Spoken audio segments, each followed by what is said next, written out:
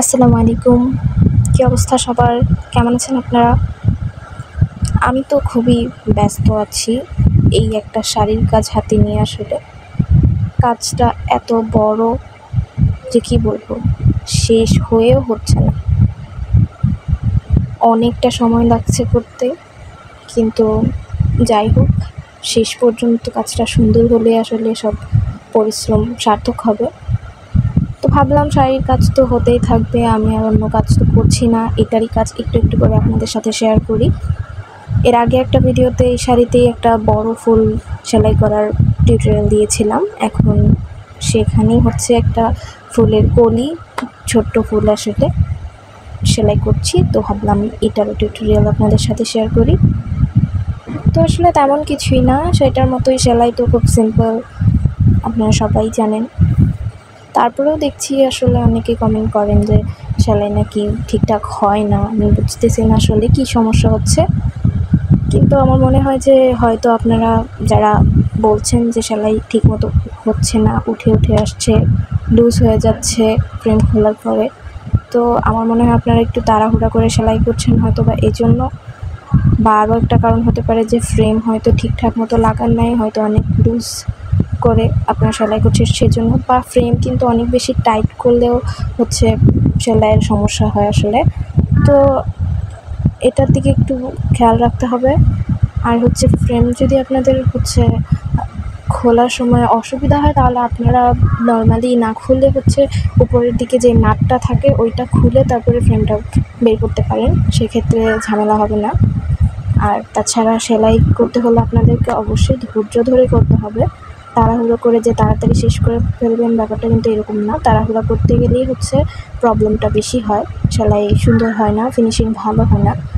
তো আপনি একটু ধৈর্য সহকারে হচ্ছে কাজটা করুন। আর যারা অবশ্যই নতুন নতুন কাজ করছেন, তারা ছোট ছোট টুকরো কাপড়ে বা পুরনো কিছুতে আগে টুকটাক সেলাই করে ভালো করে শিখে তারপরে হচ্ছে নতুন কোনো কাপড়ে সেলাই করতে যাবেন। নাহলে প্রথম প্রথম আসলে দেখলে হয়তো ইজি মনে হতে পারে, কিন্তু প্র্যাকটিস না থাকলে কাজ ঠিকঠাক মতো নাও হতে পারে, সেলাই সুন্দর নাও হতে পারে। তো রিস্ক না নিয়ে আমি মনে করি যে ছোট ছোট সেলাই অন্যান্য টুকরো কাপড় বা পুরোনো কাপড়ে আপনারা করে শিখে নিতে পারেন, তারপরে হচ্ছে বড় কাজ করতে পারেন। সেক্ষেত্রে রিস্ক থাকলো না কাজটা নষ্ট হওয়ার, আপনারাও বুঝতে পারলেন, আর প্র্যাকটিস করলে আপনাদের হাতের কাজটাও হচ্ছে সুন্দর হবে। আর তো এখানে একটু আমরা এখন সেলাই নিয়ে কথা বলি। তো এখানে আমি 3টা কালারের সুতা ব্যবহার করেছি। আসলে প্রথমে হচ্ছে আমি 2টা কালারই ইউজ করবো ভাবছিলাম, কিন্তু বেবি পিঙ্কের সাথে আসলে রানী গোলাপিটা খুব সুন্দর মানাবে, সেজন্য পরে আবার রানী গোলাপিটা দিয়েছি। তো আমি ভিতরের দিকে হচ্ছে একটা ক্রিম কালারের সুতো দিয়ে হচ্ছে মাঝখানে দিয়েছি, তারপরে তার ভিতরে বেবি পিঙ্ক কালারটা দিয়েছি, এবং পাশেও 2টা পাপড়িতে উপরের দিকে হচ্ছে বেবি পিঙ্ক দিয়ে সেলাই করে নিয়েছি, এবং নিচে দিয়ে হচ্ছে রানী গোলাপি সুতাটা ব্যবহার করতেছি। তো আমি সেলাই সবগুলোই হচ্ছে কাঁথা স্টিচই ব্যবহার করেছি। তো এখানে আমি এখন রানী গোলাপি সুতাটা দিয়ে হচ্ছে সেলাই করে নিচ্ছি। আপনারা চাইলে হচ্ছে ক্রিম আর হালকা গোলাপি দিয়েও করতে পারেন, আমি একটা এরকম করে কম্বিনেশনও করেছি, পরবর্তীতে দেখাবো না। তো এখানে আমি খুব সিম্পলভাবে সেলাই করে নিচ্ছি। আর হ্যাঁ, আপনারা অবশ্যই কাঁথা স্টিচ সেলাইটাকে সহজ মনে করে আমরা খুব তাড়াহুড়ো করে করতে চাই, আসলে সেটা ঠিক না। কাঁথা স্টিচ করার সময়ও আমাদের একটা জিনিস খেয়াল রাখতে হবে যে সেলাইগুলো যেন খুব কাছাকাছি হয়। যদি আমরা একদম ভরাট সেলাইয়ের মতো করতে চাই, তাহলে সেলাইগুলো যেন খুব কাছাকাছি হয়, সেদিকে খেয়াল রাখতে হবে।